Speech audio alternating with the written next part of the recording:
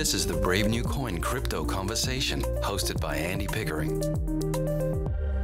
Hi everyone, Andy Pickering here. I'm your host and welcome to the Crypto Conversation, a Brave New Coin podcast where we talk to the people building the future in the Bitcoin, blockchain and cryptocurrency space.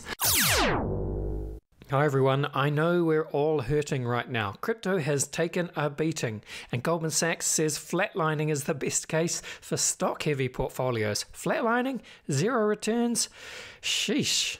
In situations like these, we can take a cue from the world's best investors because a groundbreaking Ernst & Young study last year revealed that 8 in 10 ultra-high net worth individuals invest in alternatives. However, Bank of America's CIO recommends investing in one specific high-performing alternative to rescue your cash. He's talking about fine art. 2/3 of millionaires already hedge against inflation with art, according to UBS, because the last time inflation was this high, art appreciated by an unprecedented 33.2% annually. Now, obviously, most folks don't exactly have tens of millions lying around to start buying Banksys and Basquiat's, but that's where Masterworks comes in. They're helping people keep their cash intact by offering fractional investments in the top 1% of the art world. And with a recession on the horizon, they've seen sign-ups increase by 320%. That combined with the fact that they speak to every investor to make sure art is right for them. That means there's a wait list, but I'm hooking you guys up with priority access to skip the line. And it's as easy as going to masterworks.com and using promo code CryptoConversation. That's masterworks.com, promo code CryptoConversation, and you can see important Regulation A disclosures at masterworks.com/CD. Again, that's masterworks.com and use the promo code CryptoConversation to skip the line. And now, folks, it is on with the show.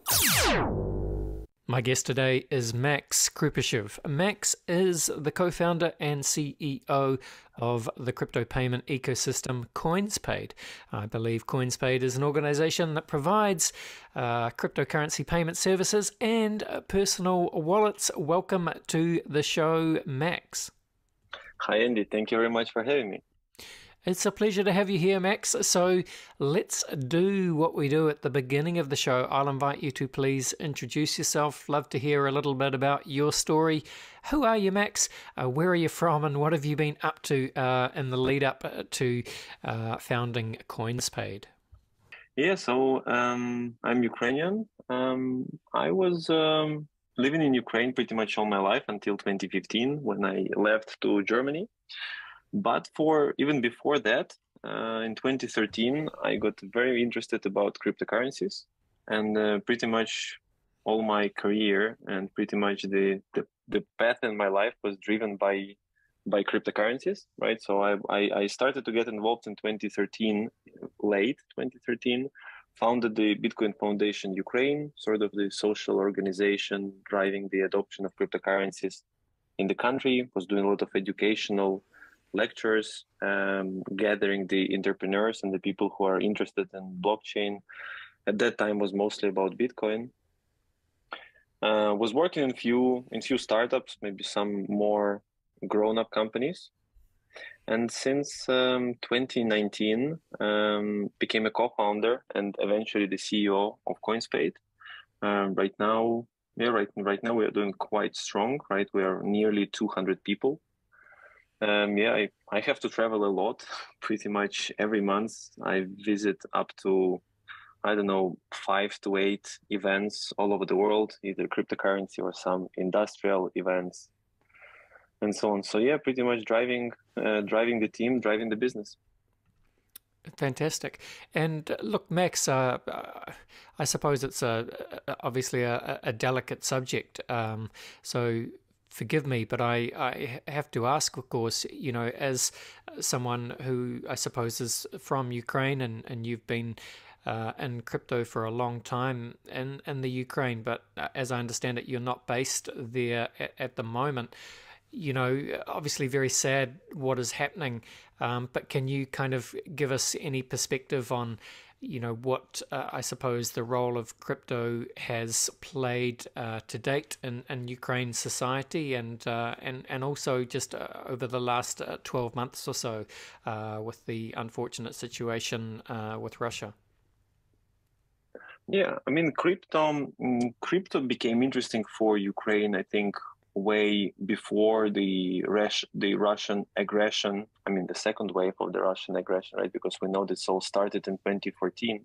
Yes. I think one of the main drivers why cryptocurrencies are loved and used in Ukraine are a few things, right? So the first one is that Ukrainian economy is not integrated with European Union that much, right? So it's still pretty, let's say, developing economy, right? Which means unstable.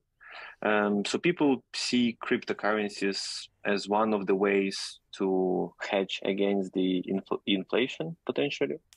One of the ways to move money between the countries, right? Because as you know, Ukraine it is not integrated into economical system with like with the SEPA. So people use it to move money around, but also because Ukraine is very strong in the software schools, right? So there are a lot of developers, software developers, engineers, and so on who just love to explore new technologies, right? And I think these two things together make it sort of a perfect place for cryptocurrency adoption to thrive. What happened in 2014, right, with aggression of Russia, it was sort of pretty much clear that this is probably not the end of the story, right? That it potentially might escalate even further. I'm not an expert in this question, right? But to me, it was sort of a potential threat all the time.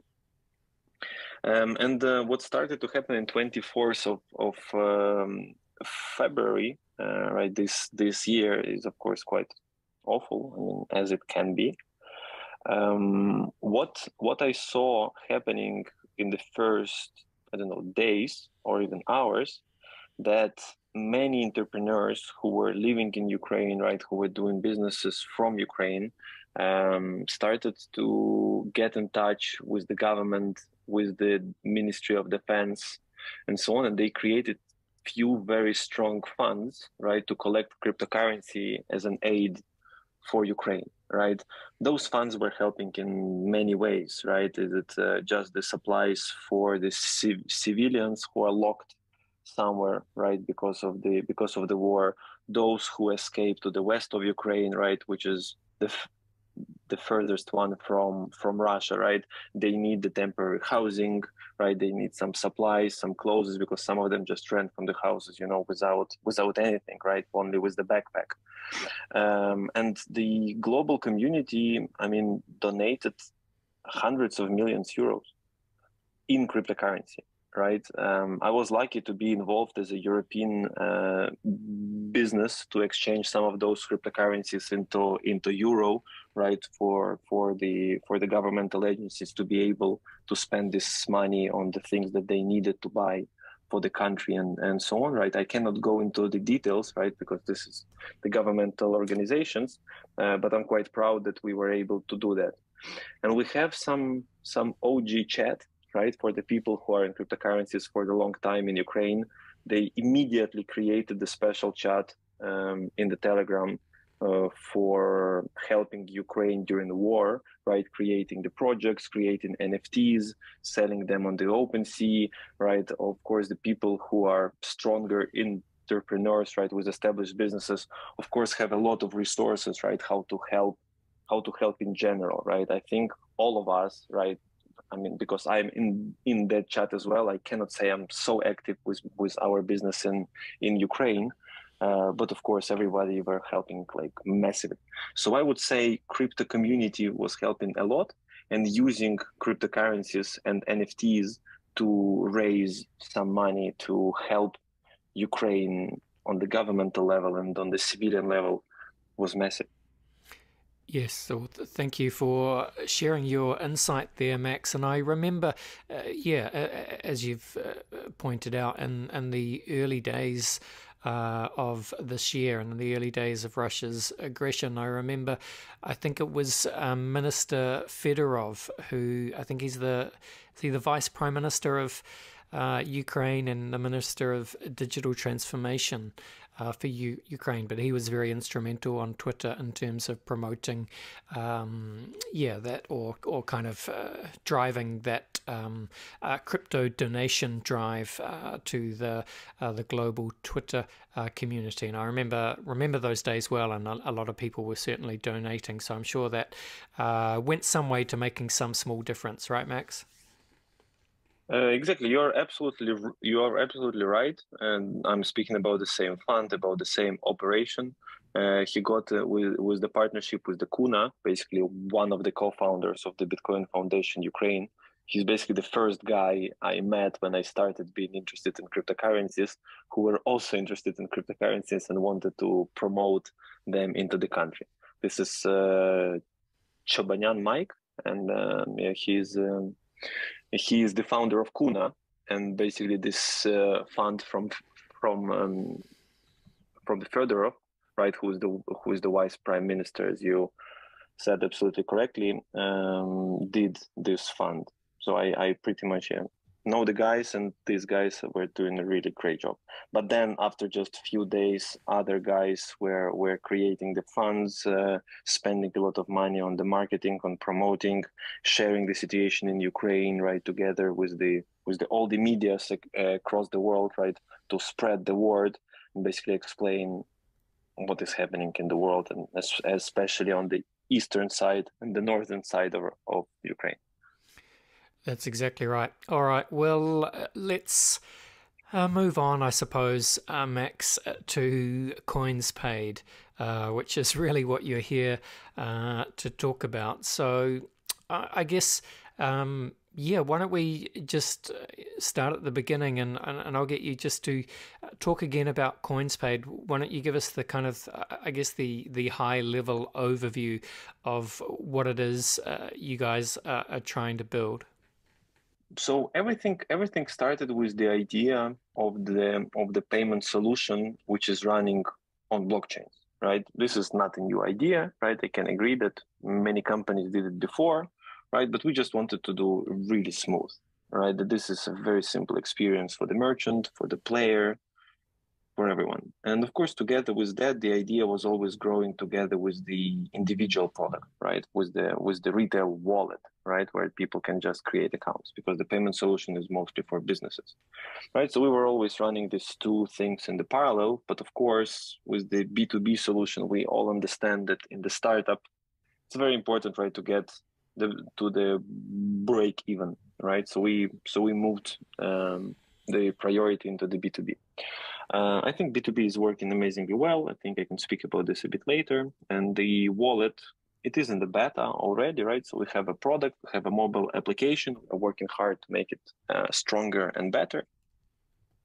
We are trying to lift the SaaS business, right? Because I believe that the adoption of crypto will continue, right? And more businesses, more and more financial organizations will be deciding how to enter the market, right? Some of them will be using just our B2B solution, right? Some of them want to have their own solutions. So being in the SaaS business, I think it's also very interesting at the moment.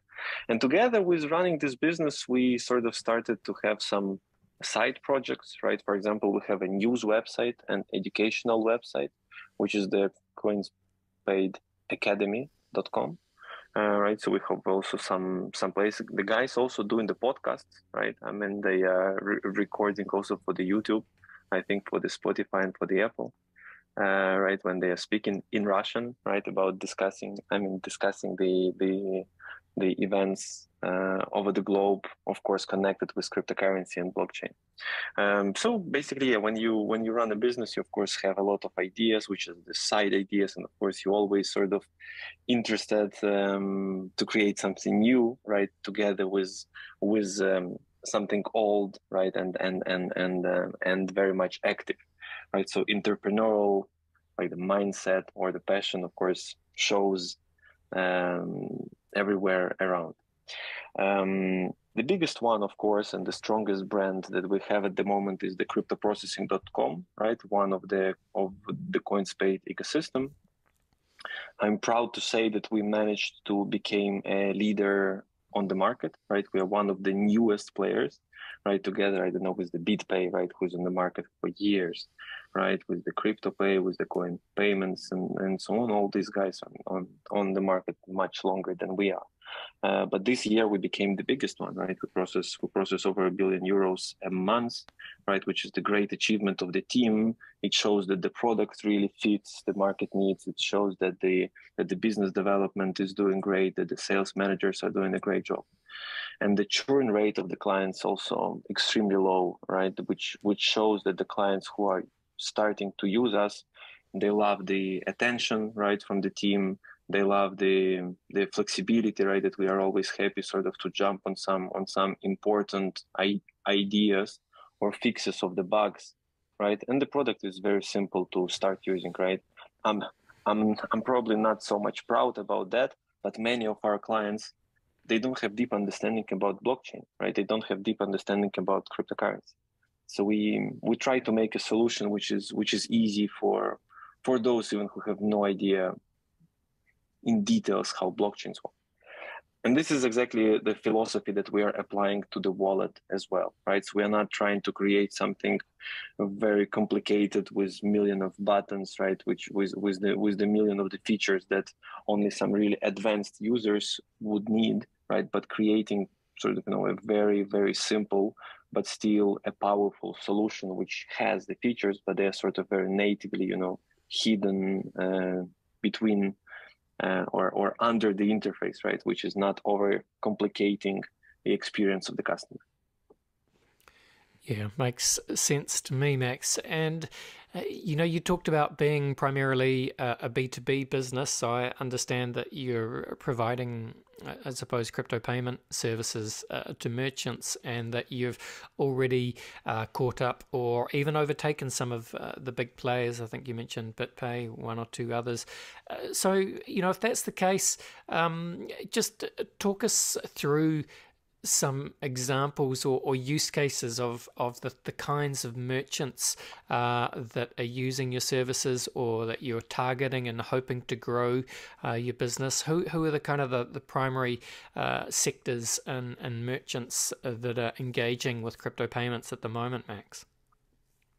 So at the moment, right, you probably see yourself, right, that crypto adoption is going in waves, right? We do not see still that players like Amazon accepting cryptocurrency, right, or the Google services and so on, right? So we still see a bit of a slowness, right, on the market from the big enterprises. Yes. So right now, what we see a very huge traction at the moment from the online entertainment services, right? So those can be the betting on sports, right? Those can be some gaming websites, right? Online casinos or similar. We see good penetration in the esports, right? All the trading of the items, right? When people are trying to sell the swords from the world of the Warcraft or the knives from the Counter-Strike, right? So mostly youth, right? Who need to trade globally, right? So the marketplaces who really have clients all over the world, right? And platforms who are trying to serve everyone in the world. Yes. The VPNs are getting into the game as well, right? Because they sort of have a very similar need, right? Yes. And you understand that VPNs is mostly the product for someone who really values the privacy, right? And Yes. of course, cryptocurrency is giving you that privacy. With cryptocurrencies really having the behavior of growing in price, right? And suddenly creates a lot of the high net worth individuals. We see cryptocurrencies using more and more in the luxury, right? So renting big houses or yachts or jets, right?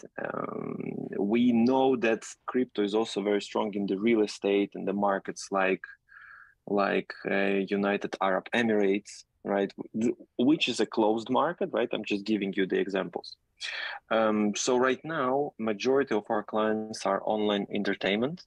We see some traction starting to get from e-commerce, from travel, from luxury, right? So we are here just, riding the wave of adoption, right? We have a certain capacity within the team which is allocated only for new industries, right? New markets and also new geographies, right? So we are trying the markets and industries all the time, right? Flying sometimes to some events, right, which is dedicated to some specific industry, speaking with the people, understanding what they hear, what they say, what they think, what they are afraid about crypto and so on, and just going into the spaces where we see that the effort and result really makes sense, right? The ratio, right, between the effort and result. Because of course, if you now start to go to e-commerce websites only, we sort of see that they need another 1-2 years, but others are getting closer and closer, right? So here, when you think about our business, right, we are very much, I mean, do not get me wrong, right? We do a lot of education as well, right? We speak with the people, we explain what is cryptocurrency and so on. So like a mission, right, to spread the word of the crypto. But in the end of the day, we are driven by adoption, right? So we go to the places where people mentally ready to accept crypto. And this is fair for industries and for geographies, right? We are everywhere, right? But we prioritize the things where we see that owners of the businesses really ready to start speaking with us about integrating cryptocurrency as a payment method. And it's going better and better. If in the beginning we had majority of the business from online entertainment, right now we see that it's getting already from 80 to 70, right? So over the years, I think it will be just one of the strong industries, right? But I don't think that we should be concentrating only on one. Yeah, fascinating, Max. And, of course, we see, you could compare these kind of adoption waves, of course, to, the very first or early days of the internet, when famously some of the, I guess, the early use cases were things like porn or gambling, things like that. And sometimes it's those kind of slightly baser instincts that do tend to drive technology adoption. It's just how it works for one strange reason or another. And so interesting now to hear that,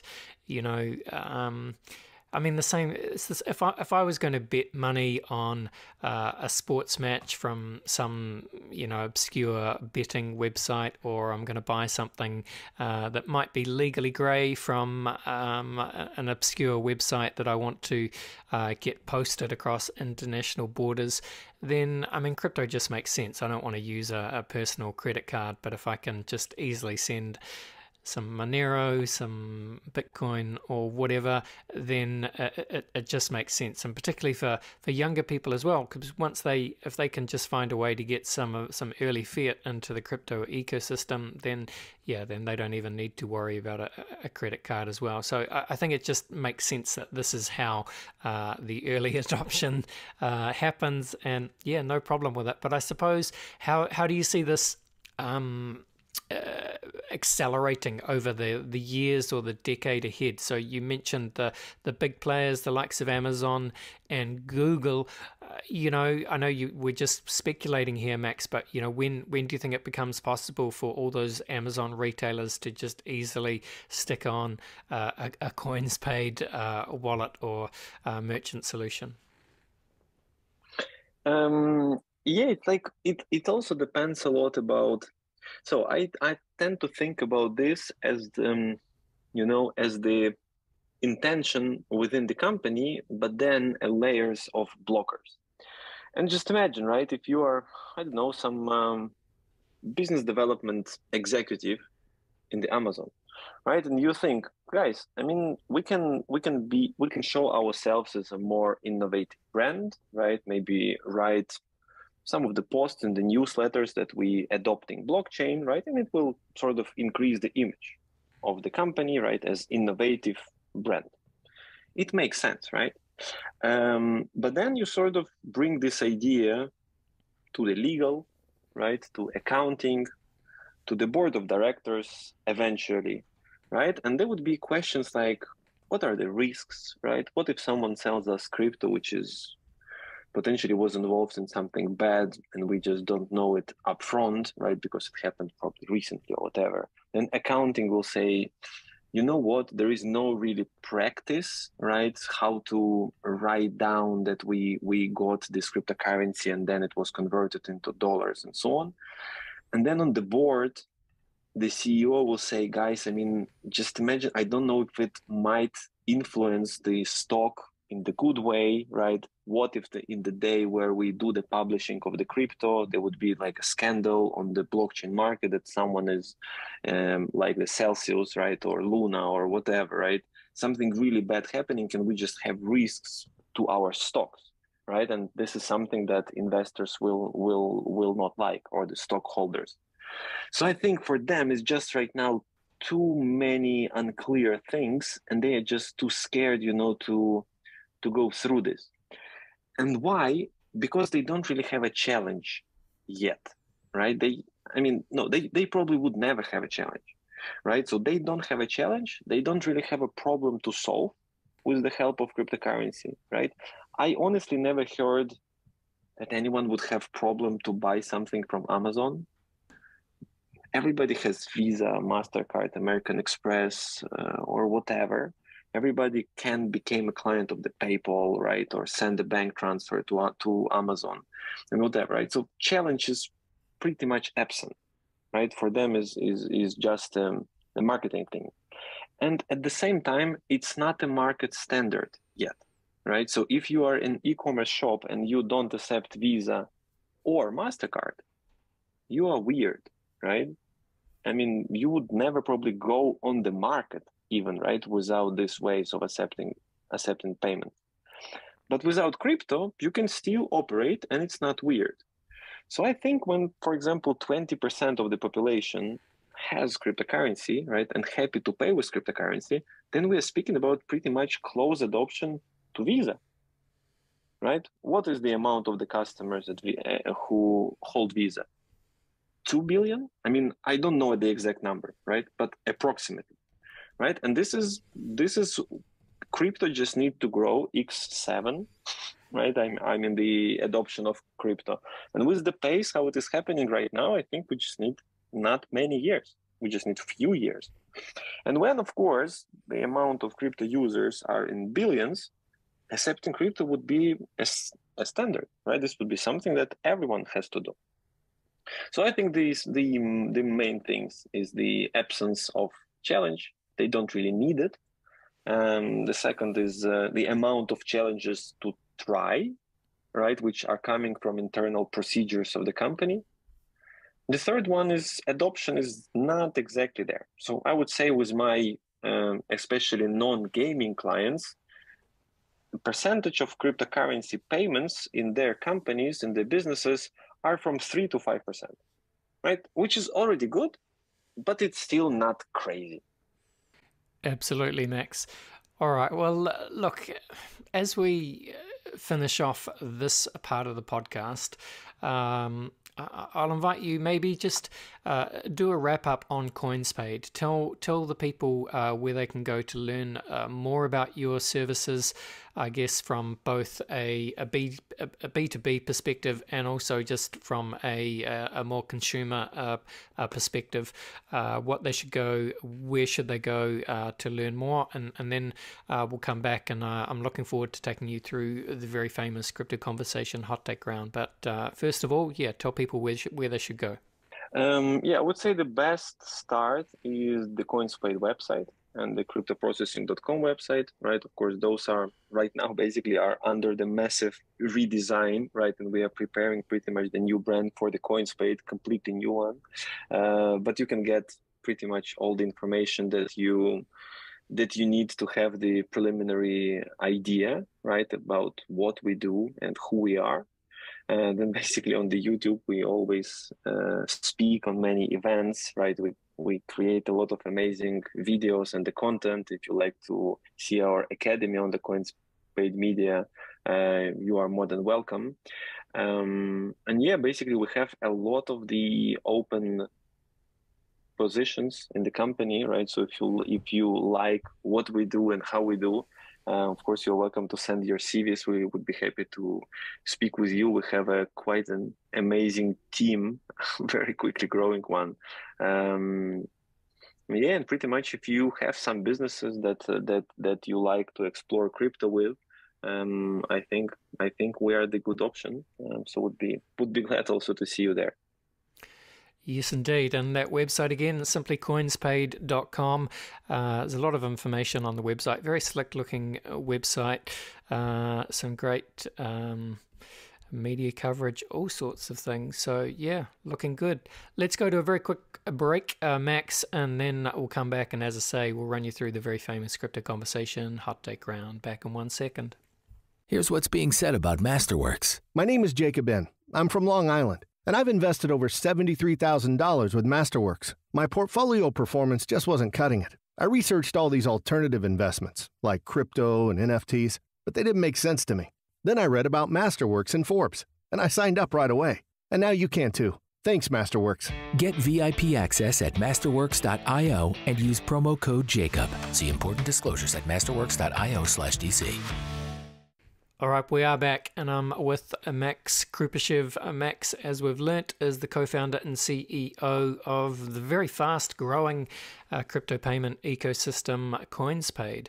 And Max, I like to finish each podcast with a quick round of rapid-fire crypto conversation hot takes. Are you up for it? Yes, let's go. Let's go, Max. So just going to run some questions at you. Just a bit of fun. Just want your your quick, rapid fire, honest opinions, hot take style. Question 1 for you, Max. Where would you say that you sit on the Bitcoin maximalist to multi-chain opportunist spectrum? I was on the event for the maximalist. I would say I'm exactly in the middle. I don't think any of this is the cure from all the diseases. That is a very nice way of putting it, Max. Okay, well, what would you say then is your firmest conviction, crypto opinion? I believe that everything connected with the crypto adoption and our world sort of using more decentralized way of payments is based on education. So the more people are really educated how it all works and what real decentralization and blockchain give us, the sooner and better all this industry will be. Absolutely, nicely said. Max, Bill Gates famously said that we tend to overestimate what we can achieve in 2 years and underestimate what we can achieve in 10 years. What do you think the crypto blockchain space looks like in 10 years' time? Yes, this is a very good quote. Basically, a lot of clever people, a lot of amazing entrepreneurs and good developers are working hard, right, on very crazy ideas, right? When you go to the startup events on crypto, you know how it is, right? This is just sounds crazy. I think that we all experimenting a lot and everybody experimenting a lot. And right now, no one can say where we will be in 10 years. In the last 9 years, we had a huge leap, right? But as we know from internet, right, it's only the pace only increases. So I think these small steps, right, which might be unnoticeable in 24 months, in the next decade, we will see completely different industry. I cannot even bet what will work and what will not, but really looking forward into it. Absolutely. And I guess the other side of this, Max, of course, is, you know, what happens during the next 10 years or across the next decade at kind of, shall we say, a nation state level. So, you know, we can expect a number of nation states will launch their own variation or version of a central bank digital currency during the next decade. So we're likely to see some form of currency wars. You know, there'll be the fiat currencies versus central bank digital currencies versus decentralized cryptocurrencies, and what happens if one we've sort of seen, you know, El Salvador dip their toe in. What happens if one or more nation states follow course into Bitcoin? Any thoughts from you on what happens on that kind of big nation state? It's a huge question, I know, for a hot take answer, Yes. Max.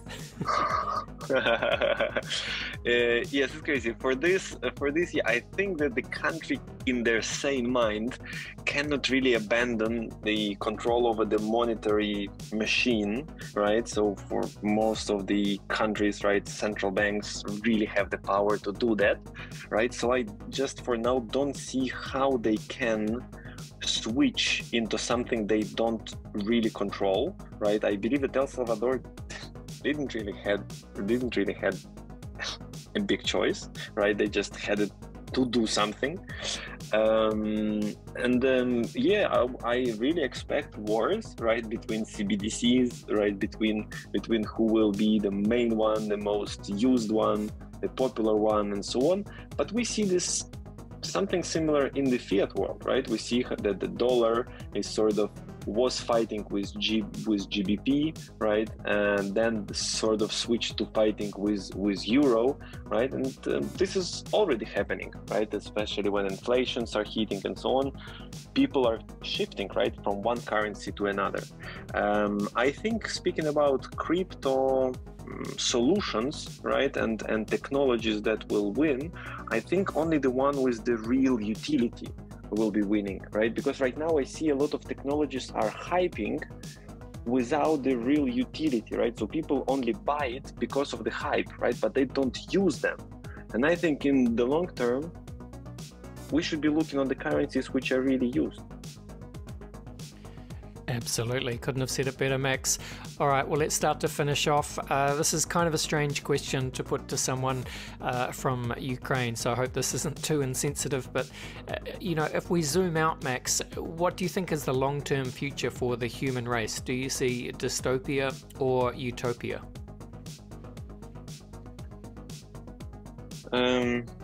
Dystopian, sort of something that I would lean in that direction. I mean, this is a long discussion, of course, and I'm not that professional in this side, right, of the science. But I just feel that many directions in the world, they are just wrong, right? I don't think that as the humanity we would be able to solve them quick enough, right? So I think there is a big chance that humanity will screw up at some point, right? I think this should be happening within, I don't know, 100 or 2 years, right? Where something might go very, very wrong. I hope it doesn't go wrong in the next months, right? We all know what I'm really speaking about, but basically in the Eastern Europe, people really starting to buy e-audio, right? I don't remember the scientific name really of the pills, but basically the ones who stop the how you go, the influence of the radiation, the nuclear one. So I would be hoping that humanity will sort of, you know, find a peaceful way of progressively solving the challenges in the world. But looking which decisions are made right now all around the world about economy, about businesses, about money laundering, and so on, I don't agree with many of them. Yeah, very well said, Max, and not particularly happy thoughts, but accurate, I think. So, yeah, all we can hope is that humanity, can get through some of these hurdles. But man, on a long enough timeline, it does seem that within the next 100 years, perhaps before someone smart like Elon Musk is able to establish a second human colony on another planet, can he do that before we do something drastically wrong here at home? Man, who knows? Finally, Max, what is your favorite science fiction book, film, or TV show? Um, I was really amazed by Interstellar. Might be uh, quite an obvious one, right? Speaking about the books, I never sort of felt much into the science fiction. Speaking about jokes, of course, the Big Bang Theory was always amazing, right? I'm a bachelor of the physics, right? So I pretty much understand a lot of the things that they're really joking about on the different level. So yeah, and Interstellar was just an amazing way to play with ideas of the quantum science and so on, quantum physics. Absolutely. Shout out to the Big Bang Theory. All right, Max, this has been great. I've really enjoyed talking to you. Thank you for spending some time with us here at the Crypto Conversation. Let's finish this off. Let's close this out. Again, just, tell people where they should go to find you if you hang out on Twitter or wherever else you hang out on the internet. And again, where they should go to learn more about the services you're offering at CoinsPaid. Yeah, I have an extremely rare last name. If you just Google Krupyshev, even without the name, you will see pretty much all Google is only about me. I don't know how it is happening. I must say I'm not very active on any of the social networks, right? I sort of never adopted them on the daily sharing, right? But I'm everywhere, right? You can add me on Twitter. I don't really write there, only reading. On the Facebook, on the Instagram, would be happy to chat with you guys about some ideas, exchange ideas and so on. LinkedIn, not that active in, right? Because of the amount of spam, I cannot really make it to real good use professionally, because it's mostly people trying to sell me something that I don't really want to buy. Me speaking about something is mostly in our media channels of the CoinsPaid, right? A lot of articles and so on. So also feel free to sign up for the YouTube, read our media, and that's probably it. Yeah, and coinspaid.com. And of course, I'll put a link to that on the show notes. And thank you, Max, for just kind of describing the state of social media in late 2022. I think you described me like, yes, I'm on Twitter, but I'm not super active in posting. I mainly use Twitter just for reading, keeping up with what else is happening in the various kind of Twitter communities that I follow. I don't use LinkedIn because you might get one interesting message out of 50 and it's just kind of annoying to go through them and depressing, really. And as for Facebook and Instagram, I certainly can't post there, but I'll have a little look every now and again. Yeah, seems like a strange way to end the podcast, but there we go. I had fun, Max. Thank you. Thank you very much, Andy. I also had a lot of fun and amazing questions. Thank you. All right. Well, you're welcome back anytime. All the best and bye for now. Well, there you go. That was Max Krupyshev from CoinsPaid. Man, that was a good podcast, I reckon. I hope you guys enjoyed listening to that. Sometimes, I think I've said this before, sometimes the ones that you're least expecting to be good podcasts are the most interesting, obviously, partly because, Max has such an interesting background with what he's been doing and a unique perspective, both on crypto, on Ukraine, on crypto adoption, where the world is going.